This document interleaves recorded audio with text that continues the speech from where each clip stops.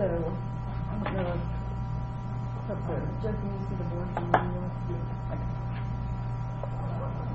Before we get started with notes, we're going to update our table of contents.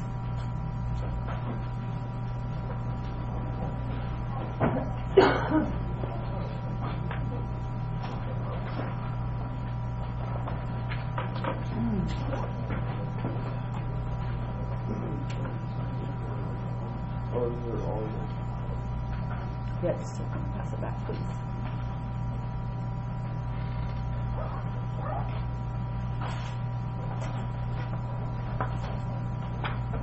Then we'll get a problem set 53 that will go on page 66 on the inside of your table of contents. So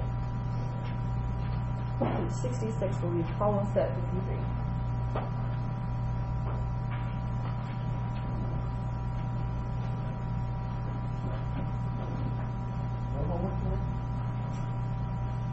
We'll see if we get it in class. You still have a problem set. We'll see if it's done in class or is take home.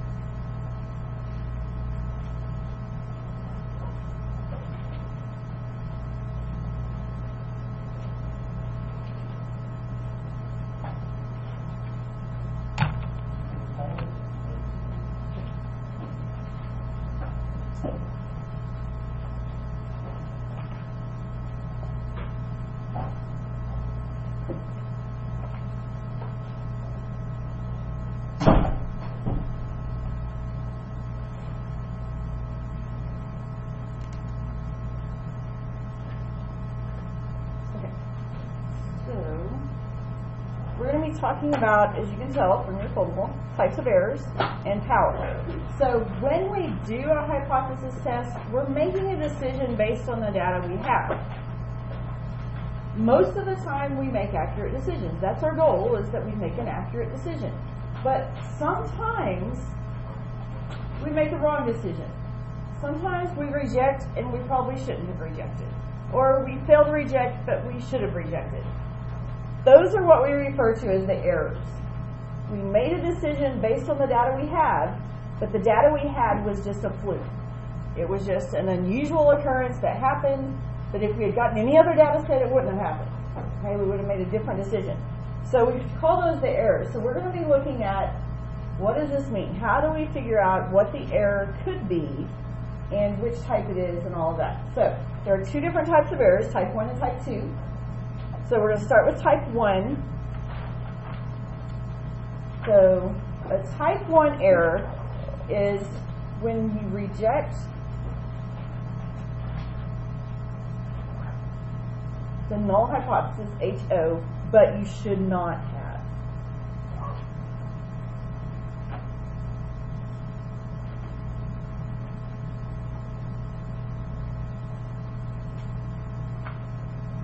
So we rejected, but it really was true.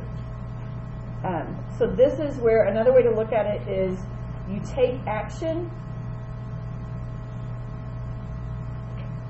but you were wrong to take the action.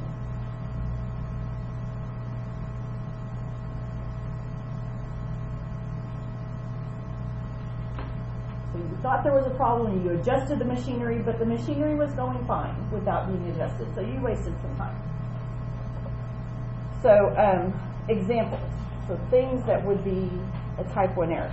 This is when you have a false positive.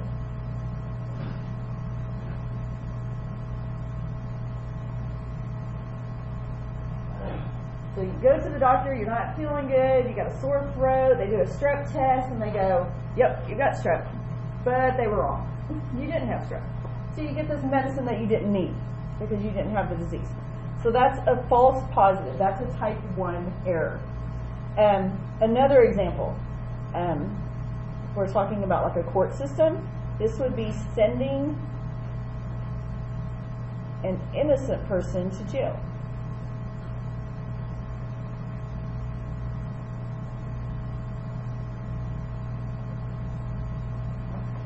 So they really didn't commit the crime, but we thought they did. We took some action, we sent them to jail, but they did not deserve to be sent to jail. That would be an error.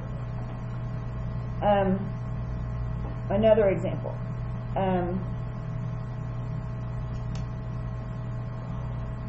Breaking up with your significant other when you probably shouldn't have.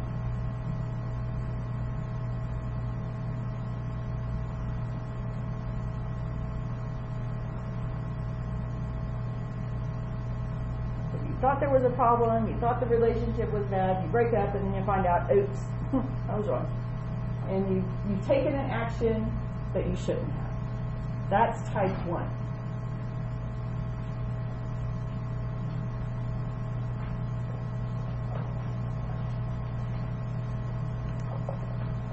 So now that we kind of have an idea of what it looks like, it's rejecting when you should not reject, taking an action when you shouldn't take an action. So how do we find the probability? The probability of a type 1 error, and usually we use Roman numerals for type 1 and type 2. So type 1 error is just our alpha level.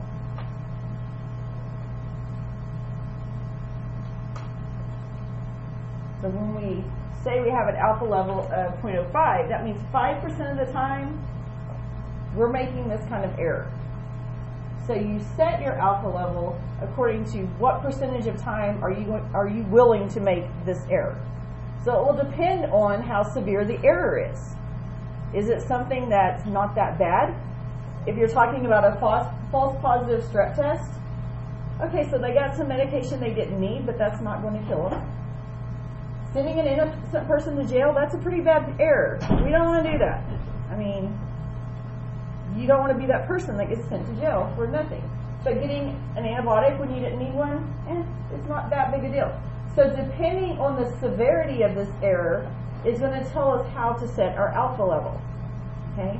So sometimes they may ask you, would you prefer a larger alpha level or a smaller alpha level for this situation? And it's going to depend on what would be the result of making this error. Is it something that I can live with, or is it something I want to avoid at all costs, and so I set the alpha low? Okay. So, if making this type 1 is really bad, if this is like worst case scenario is a type 1 error, then what we can do is the first thing, use a smaller alpha level.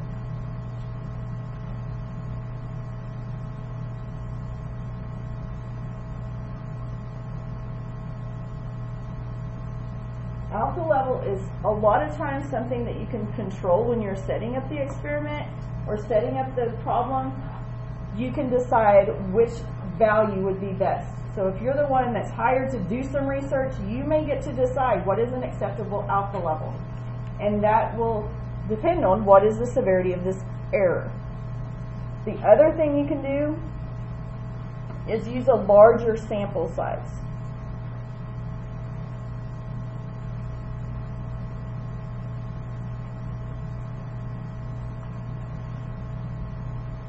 Because two things happen when we have a larger sample size. What happens to the variance? It decreases. So it pulls in the data and makes it more precise. So we're getting a more precise estimate, so there should be less likelihood of getting numbers that are way out. Okay? So increasing the sample size reduces the variability, making us get a better estimate. Also, the more information, so the more information you have, the more sample you have, the larger the sample size, means a better decision. is being made.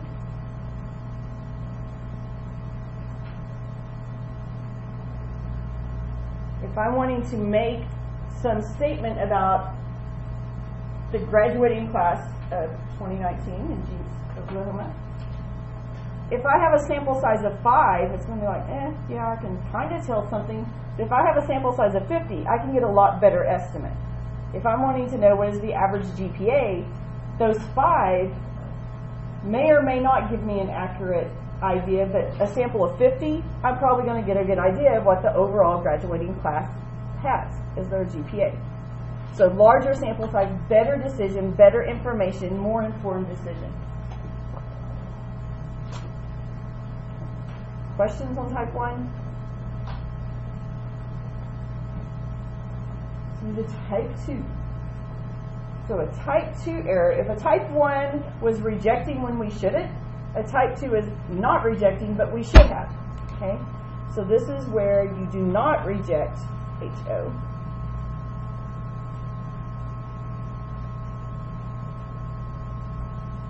But you should have.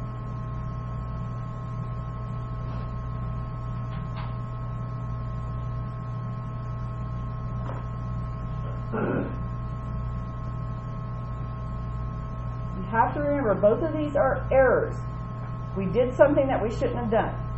Okay, we either rejected when we shouldn't have, or we didn't reject when we should have. So both of these are errors. You did something wrong. Doesn't mean that you necessarily had a wrong procedure. It just means statistically you're going to make a wrong decision sometimes because you're basing it on a sample. The sample may or may not truly reflect what's going on. Most of the time we don't get an error, but it can happen. So we have to know what to do in that situation. So again, here is when you didn't take action, or you did not take action, but you were wrong.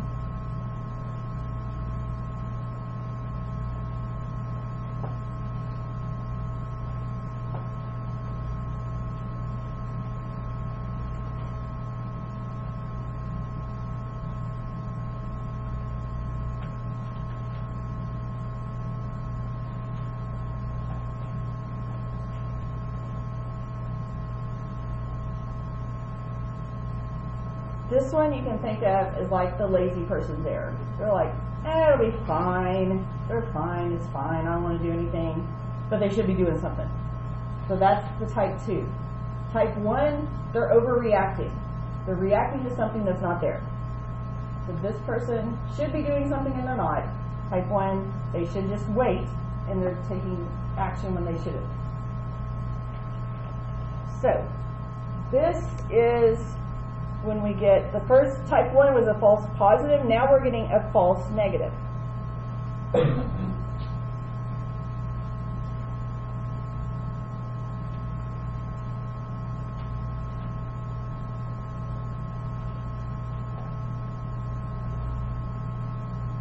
So you go to the doctor with a sore throat, they do a strep test, and they say, nope, you don't have strep. But you actually do. It just didn't show up on the test. So you're not getting an antibiotic when you should be getting one, so it's going to take you longer to get better. That's a type 2. If we go back to the person on trial, this is not sending a person to jail when they are guilty. So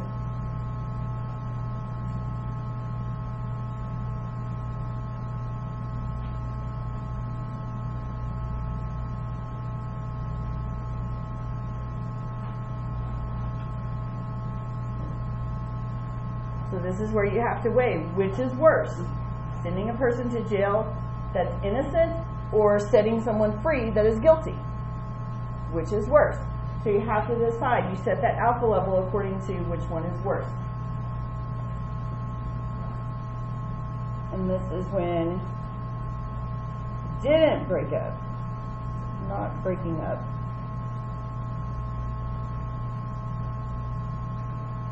With your significant other, but you should have.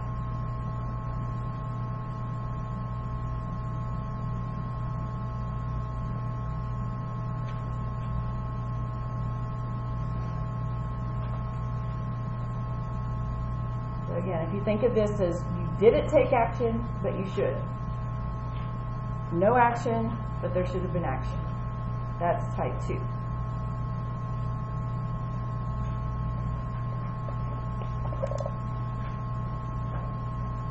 So to get a probability of a type 2,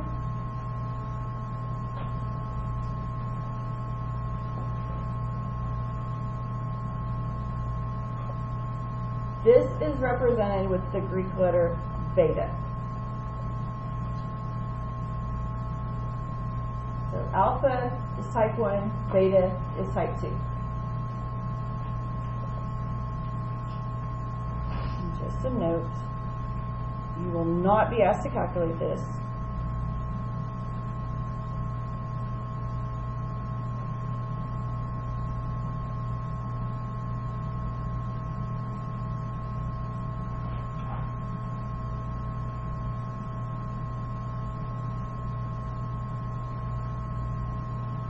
But you will need to be aware of what it is.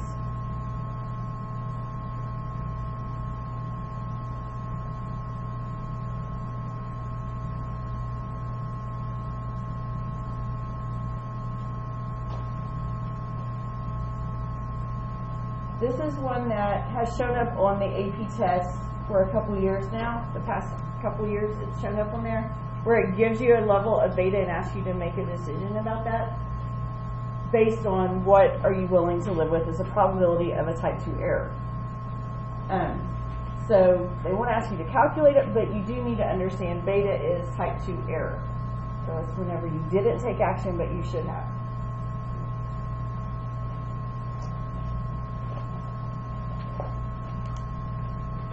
So how is type 2 error related to a type 1 error? A type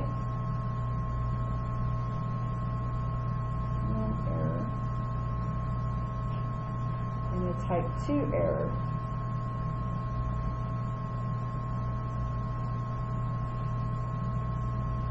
are inversely related.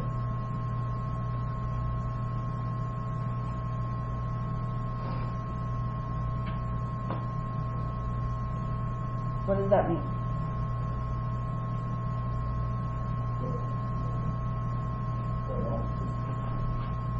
So it means if you increase your chance of a type 1 error, you're decreasing your chance of a type 2, and vice versa. If you increase this probability, you're decreasing this one. So you have to weigh them against each other to decide, do I want this one to be more likely or this one to be more likely? Which is better in this situation? And it's not always the same. Sometimes a type 2 error has less severe consequences. Sometimes a type 1 error has less severe consequences. You have to think of it in the situation you're given, which would be worse. And that will allow you to set what should you use as your alpha level. So to decrease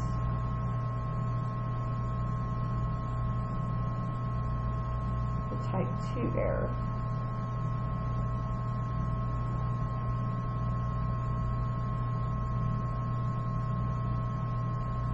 you need to increase the alpha level or the type 1 error.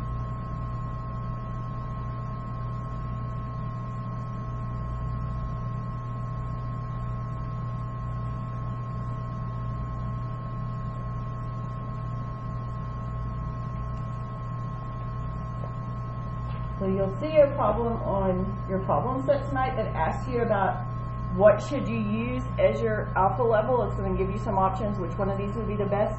So you want to weigh which is more critical and make that one smaller. So if you feel like a type 2 error is the worst error, then you would increase the alpha and pick the highest level of alpha.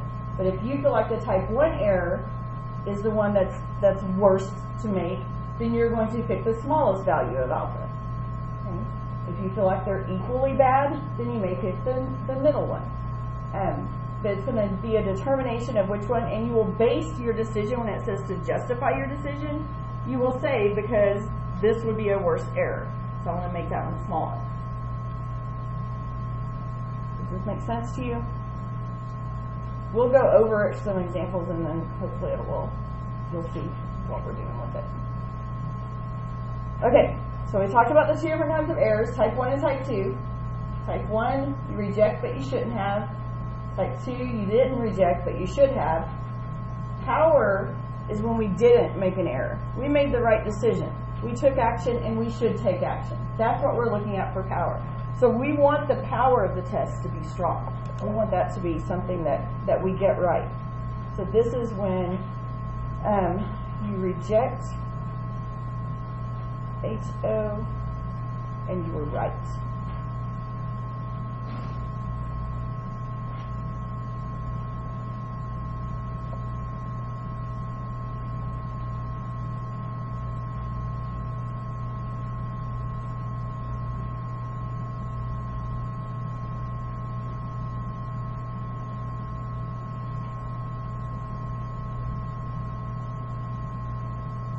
Take action and you should have taken action.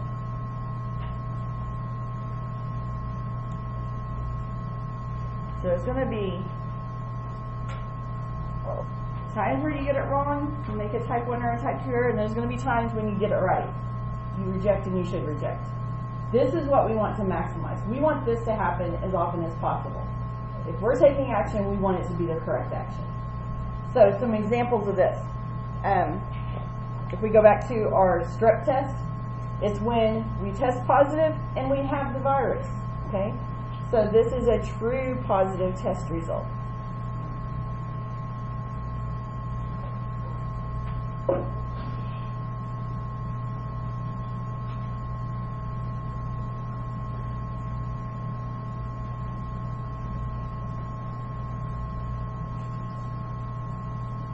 Think back to a person on trial in a criminal court. It's when they were convicted, action was taken, they were sent to jail, and they were guilty. Okay? So this is when sending a guilty person to jail.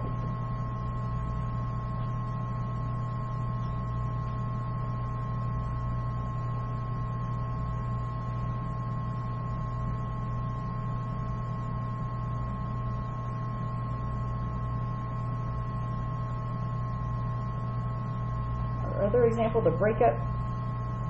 So this is when you break up.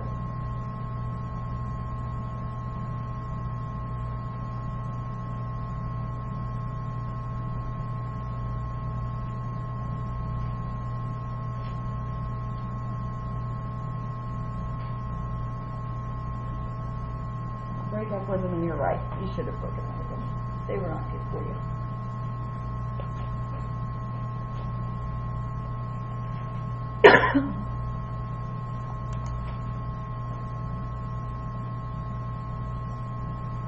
Again, you take action, and that's the right decision. You should have taken action. That's a power.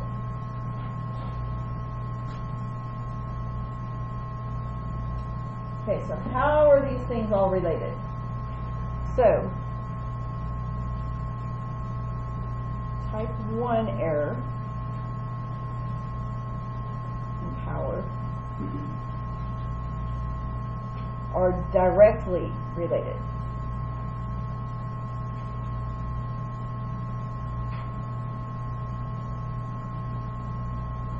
So that just means they move in the same direction.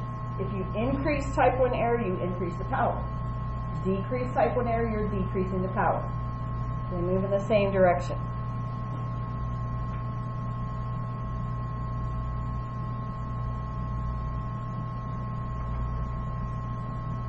We already said type 1 and type 2 are inversely related. So if type 1 and power are the same, type 2 and power are inversely related.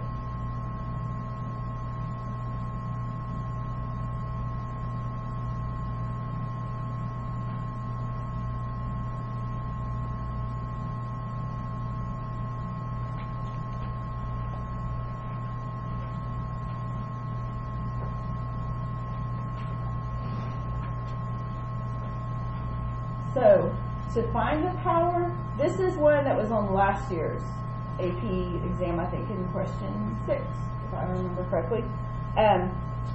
This is where the probability of power is equal to 1 minus the probability of a type 2 error. or 1 minus beta, because beta was our type 2 error.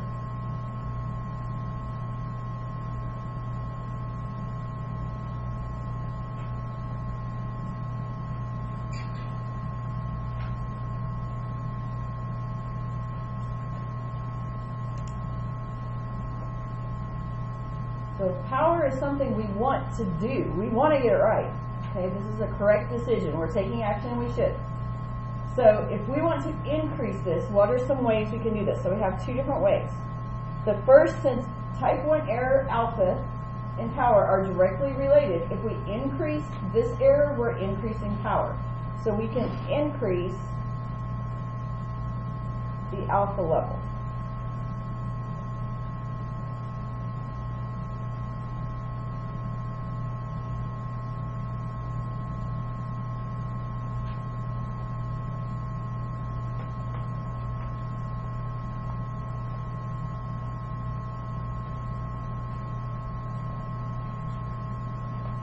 The other thing we can do, increase the sample size.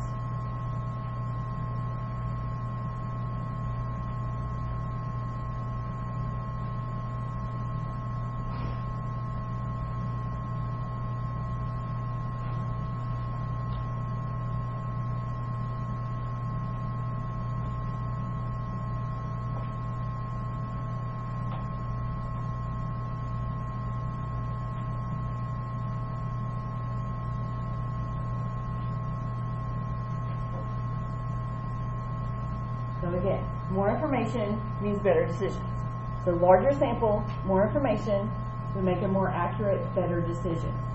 So we're less likely to have an error if we have a larger sample size. That's really why we like to see that n is greater than 30 for our means, because if we have a large enough sample, we're making better decisions. It looks more normal, we're making better decisions, everything is much better. Okay. So, let me hand out your problem set. We're going to do part of this together and then part of it we'll do.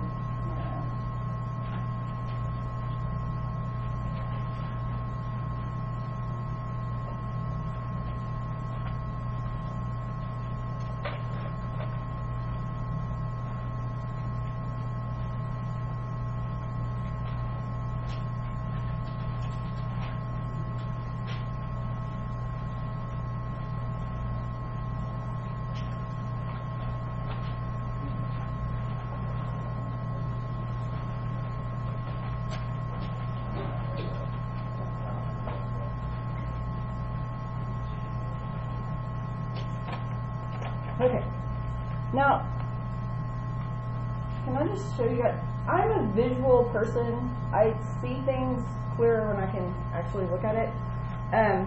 So I will show you, this is what I use, this is what how I learned this stuff.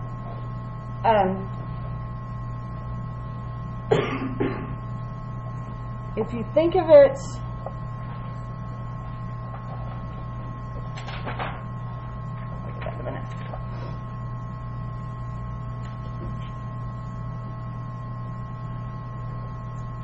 if you want to just like sketch this to the side of your notes or whatever.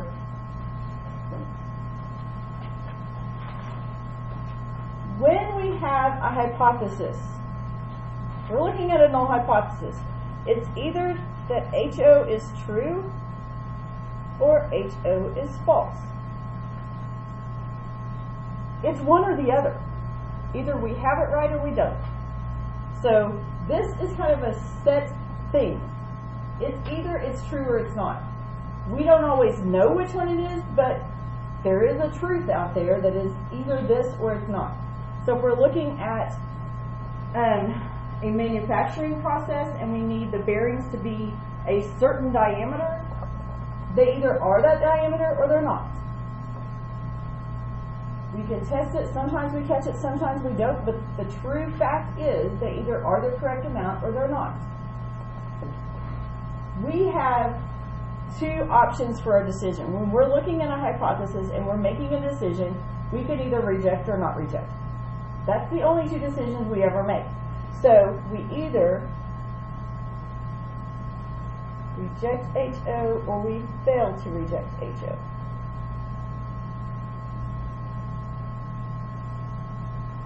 So we're going to make one of those two decisions for every hypothesis test we do. We either reject or fail to reject. That's it, because we're comparing alpha to our p-value. We either reject or fail to reject based on that comparison. So if I'm right here, HO is true, but I reject it, is that a correct decision or is that an error? HO is true, but I'm saying it's not true. That's an error, right? So I'm rejecting, I'm making a decision, I'm taking an action, but I shouldn't. Which type of error says I took an action, but I should not have taken an action? Type 1. This is my type 1 error. This is my alpha.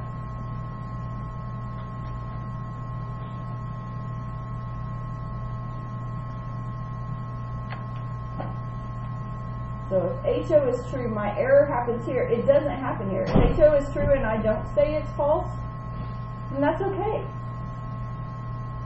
This is good. HO is true and I'm saying I'm okay with HO. I'm not rejecting it. It's good. Now when I come over here to this side, HO is false and I'm saying that I reject. Is that correct or is that an error? That's correct.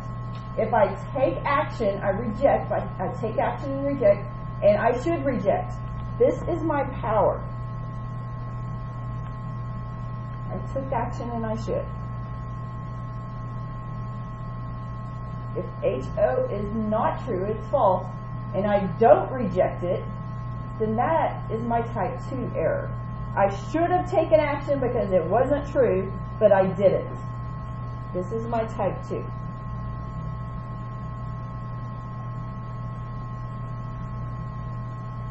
This is beta.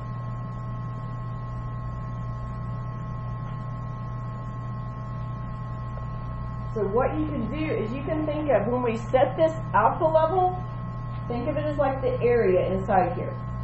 This bar right here is like a slider. You can slide it up or down depending on the alpha level. When I slide it up and make alpha smaller, my power gets smaller and this error gets bigger. If I slide it down, making alpha bigger, my power is bigger, but this area is smaller. Does that make sense? So if you think of it like this with that little slider, the truth doesn't change. It's either true or not. That you cannot change. But this one, you can adjust to adjust for this alpha level that you select. If I say the alpha is 0.10, then I'm going to slide this down and decrease this error, increase my power, and increase this one. If I'm saying this is a bad mistake to make, I want to raise this up to 0.01. Then that's going to make this error small, but it's also going to decrease my power and increase this one. Okay? So to me, as a visual person, this kind of makes more sense to think of that as a slider. And you can make these two smaller and this one bigger, or make these two bigger and this one smaller. Okay. Questions on that? Okay. Let's look at our problem set to do through. So this one says, the Parks and Recreation Department has determined that the thickness of ice on a town pond must be over 5 inches to be safe for ice skating. The director of the Parks Department has to decide whether or not the ice is safe for skating. So we need to figure out what is our null and alternative hypothesis here. So what do we think the ice should be? What is our value that we're looking at? Is it it's this or it's not? Yeah, we're looking at this 5 inches. Okay, so we're going to say our HA is we need to take action. If this is wrong and we're thinking that this is probably really true, this means action needs to be taken. So this would happen if we're less than 5 inches. Does that make sense? Because this would make the pond unsafe. You have to think, when would I need to take action? If this is true, Something needs to be done so people are not injured. Okay? So here it's equal to 5 inches.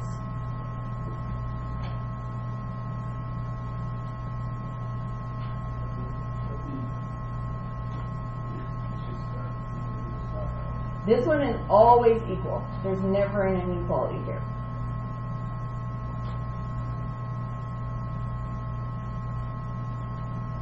So, what would mu represent?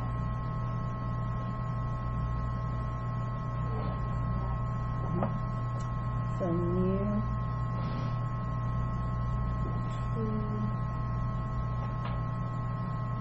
thickness.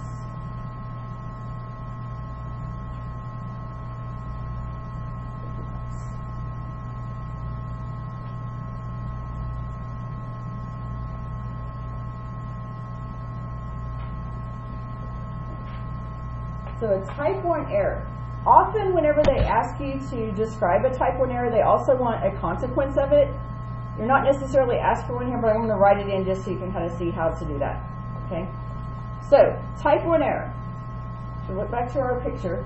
Type 1 means HO was true, but we rejected. So we took an action, but we didn't need to. So this was really true. The ice was an appropriate thickness, but we thought it wasn't. So what action would be taken? No one can skate. We're going to close down the pond and say no one gets to skate. So, a type 1 error means that the pond is closed for skating.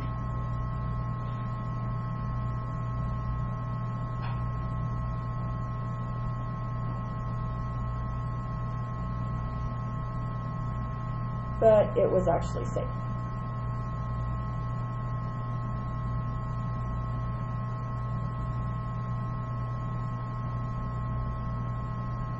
So we took an action, we closed the pond, but we didn't really have to because it was safe. Okay? So a consequence of this would be maybe disappointed children, people weren't able to skate that wanted to.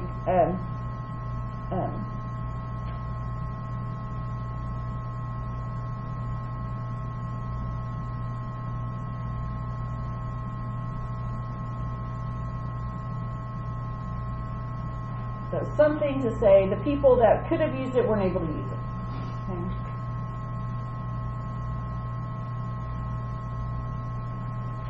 Questions on type 1?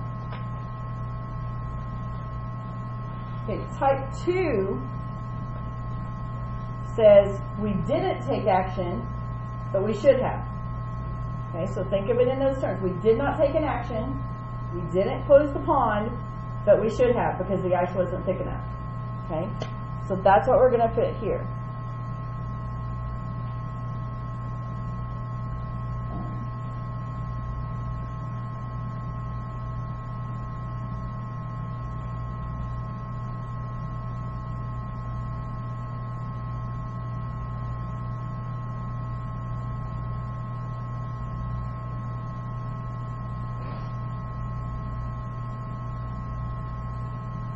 Was not closed, but the ice is too thin. So what could happen as a result of this wrong decision? Yeah, someone could fall through the ice and get hurt.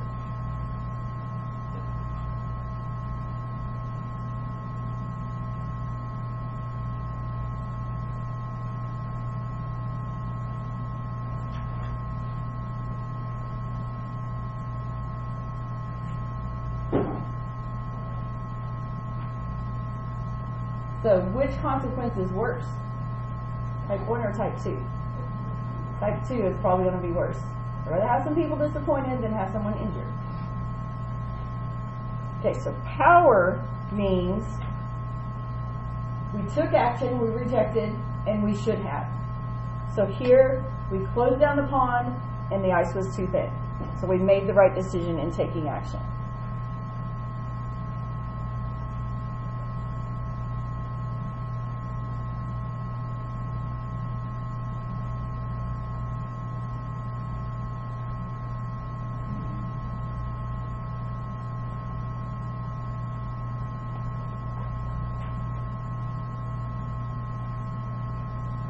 So a consequence of this would be maybe potential injuries are avoided, because somebody could have fallen through the ice, but they won't now because the pond was closed.